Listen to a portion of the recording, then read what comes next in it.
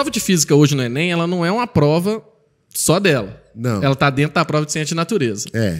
Que é uma prova bem complicadinha da gente conseguir os 800 de média.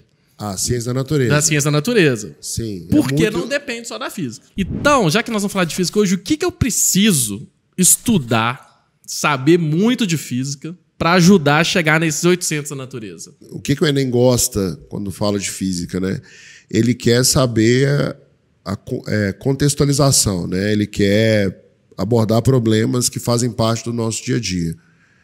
Então, dificilmente vai ter uma questão no Enem sobre física quântica, porque ninguém entende física quântica, né? Então, assim, o Enem ele vai cobrar muito questões relacionadas à energia elétrica. Falando sobre energia elétrica, você consegue abordar problemas sociais, você consegue abordar a distribuição de renda, você consegue abordar a infraestrutura. Ele vai cobrar também questões de movimento, sempre tem mecânica básica, né? Outro assunto que vira e mexe aparece no Enem, mas aí sempre contextualizado com outro assunto é termodinâmica, né? Movimento assim de ar, de fluidos e tal. A hidrostática sempre aparece, né? Porque por questões de vasos comunicantes. Antigamente as questões eram muito técnicas, né? E o Enem trouxe as questões para um contexto mais da vida, assim, do dia a dia. Dia a dia é mecânica, um pouco de energia elétrica, que são coisas concretas que você enxerga, né? Alguma coisinha de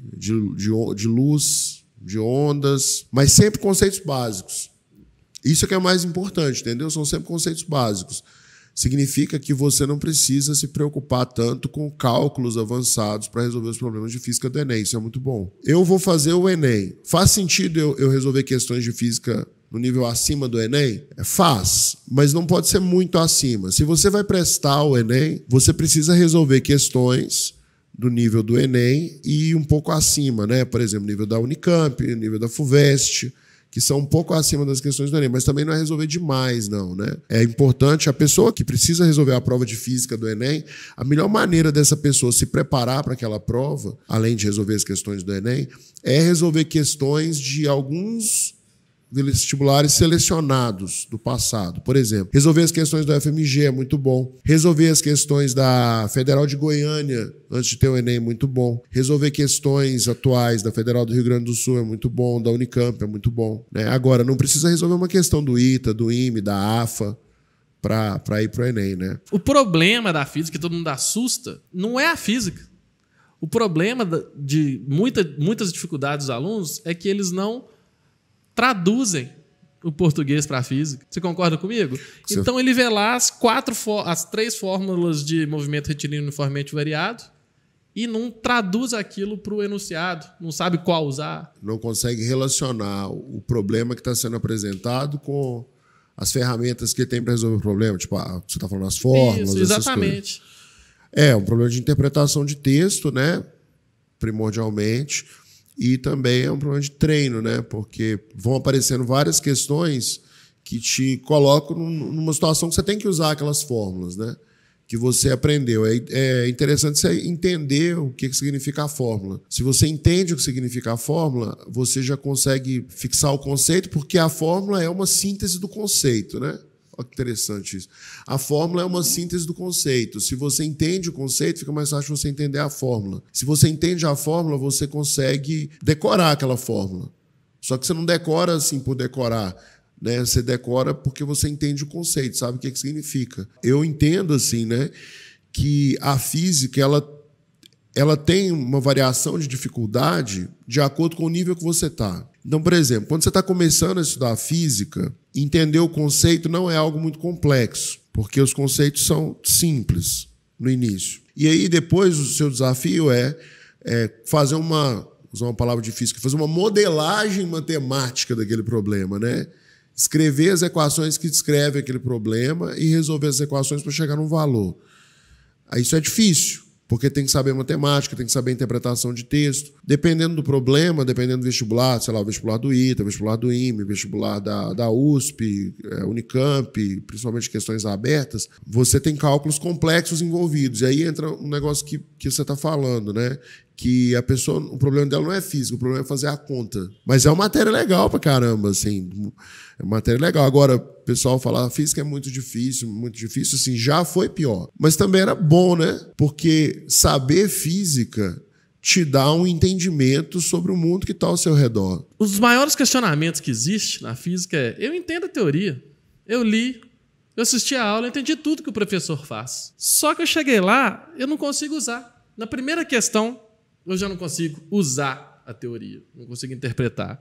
O que eu posso fazer? A gente precisa fazer uma reflexão sobre como que essas coisas foram desenvolvidas, né? Houve um tempo que não existia física, não existia matemática, não existia química, não existia história. Foi desenvolvido e chegou hoje. Hoje a gente tem um conjunto de assuntos que são física, outro conjunto que são matemática. Agora, como que isso foi construído, né? Isso foi construído a partir dos problemas. As pessoas tinham um problema para resolver e tentavam resolver aquele problema, mas de uma forma definitiva, né? Então, por exemplo, assim, quantos cavalos eu precisava para puxar uma carroça que vai da cidade A até a cidade B em 3 horas?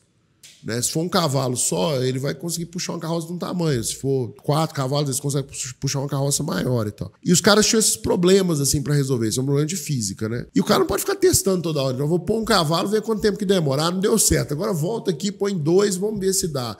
3, 4 fazendo isso.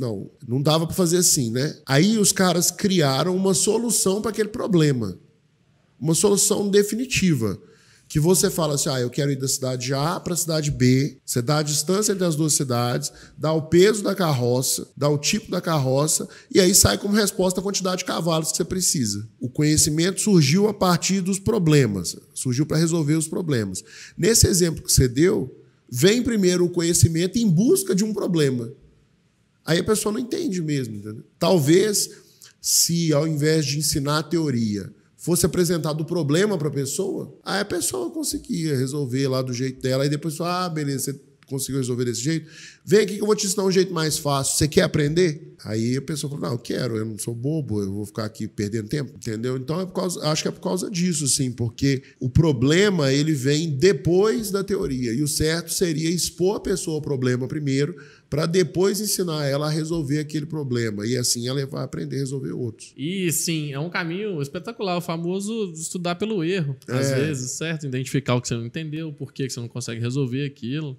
Quando você tem a sabedoria de estudos, que a gente tanto prega aqui e mostra, você chega nesse denominador tranquilamente, aí nessa técnica ótima de estudos, e bem direcionada. Seguinte, todos esses conhecimentos, como eles me ajudam a chegar no 800, lá na hora do vamos ver?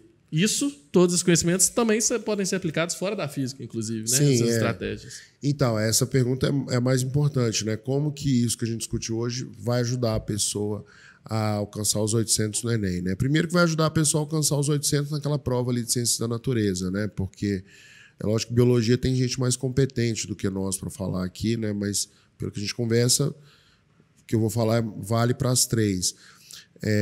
O Enem, a pessoa precisa ter clareza de que o Enem vai cobrar conhecimentos acessíveis a todas as pessoas. O governo tem consciência que a educação não é boa e que, se ele quiser realmente dar oportunidade para todo mundo aprender, ele tem que focar muito mais em raciocínio do que em conteúdo.